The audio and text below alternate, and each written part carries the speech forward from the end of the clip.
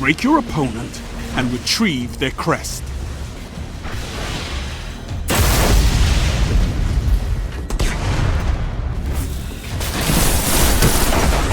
Oh yes, that was an argument, and you won. Their crest belongs to you now.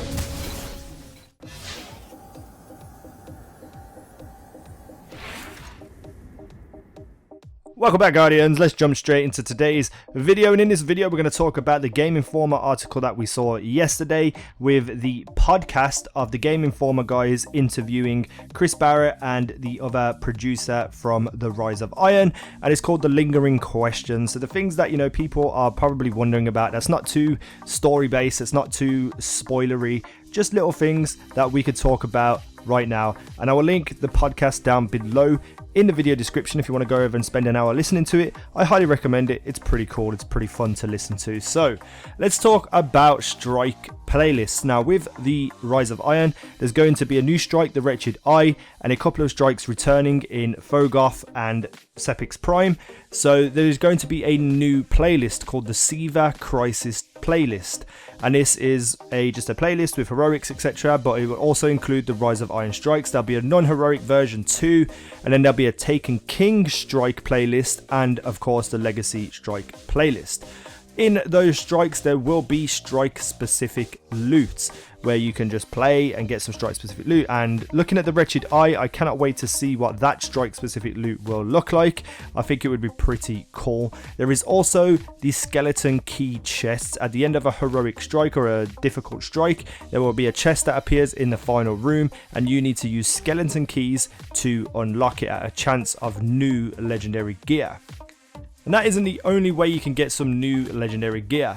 Legendary packages from factions are being improved to where you can choose whether you want armor or weapons. So once you rank up and you go to whichever faction you are with, you get a choice of armor or weapons, which in my opinion is a great thing to add to the game, because I get really frustrated when I'm looking for a specific weapon and I just keep getting armor over and over again. Like some of my package openings, like 40 package openings, 38 of them have been armor. It's just ridiculous. So I'm happy that I get a chance of at least a possible weapon by being able to choose whether or not I get a weapon or an armor. And the packages from factions and also Varric's packages will be increasing in light levels again, meaning that they will drop gear around and above your current light level. So it's still a viable method of getting good gear. The gunsmith will also be the same, but there was no mention of new weapons coming in the foundry orders. But I would guess that there probably will be, and there will definitely be an increase in light to them also. Xur is returning in Rise of Iron, and he will be selling ornaments. Now, ornaments are what you use to change how your armor looks, what your weapons look like, kind of like the weapon skins thing that we've always wanted. And Xur will be selling them for SILVERDUST. It's a new thing they're putting into the game, and you'll be also be getting a Radiant Treasure every week, kind of like the Sterling Treasure right now. And whatever items you get from that Radiant Treasure, you can dismantle them and they will turn into SILVERDUST. SILVERDUST is also going to be affiliated with Eververse somehow, whether we are buying things from Eververse using that SILVERDUST. But more than likely, I'm going to take a wild stab in the dark that we'll be able to purchase the SILVERDUST in some kind of package deals. But regardless, we will be using SILVERDUST with Eververse in some way, shape or form. Eververse will also be selling chromas, so you'll probably be able to purchase specific colours that you want or need. And with Xur, free of coins will stay unchanged. Now, I have a varied opinion to most people. A lot of people see that it's a good thing, free of coins, because obviously there's a lot of people who can't grind the game out for as long as I can. And that's okay, I understand that. But having that available to everyone in some way, shape or form, the people who can grind it, you know, you get a lot of exotics quickly, and then you kind of don't have anything to achieve in the game. So what do you think about this? I'm kind of on the fence. I've always said it's a bad thing that free of coins are in the game, but you know, it serves a purpose and that's important. So what do you think? Do you think free of coins are a good thing or a bad thing? Do you think they should have nerfed them in some way, shape or form? Let me know down below in the comments what you think. And last but not least, I wanted to talk about the exotic weapon that is returning called the THORN. Now, this weapon was possibly the most frustrating, irritating, overpowered weapon in the game for a very long time, and sticks in the memories of year 1's players of getting absolutely destroyed by getting 2-tapped and then burning out.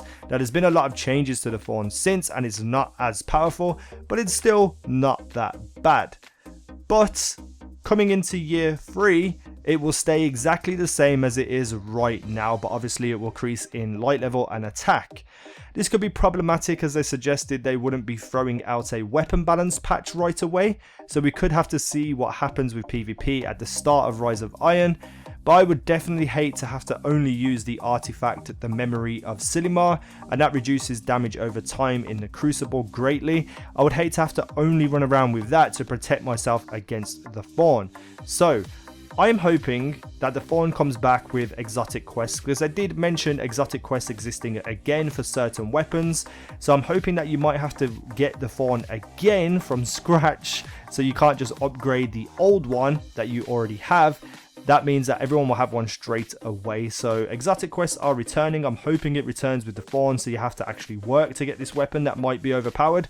But all in all, I'm excited for everything that was said in this podcast. There were some other things as well, like Trials of Osiris armor. The year 2 version of it won't be returning, but you know, that sort of stuff I'm not that interested in. So if there's some things that I've missed out, make sure you go and watch the podcast, which is linked in the video description.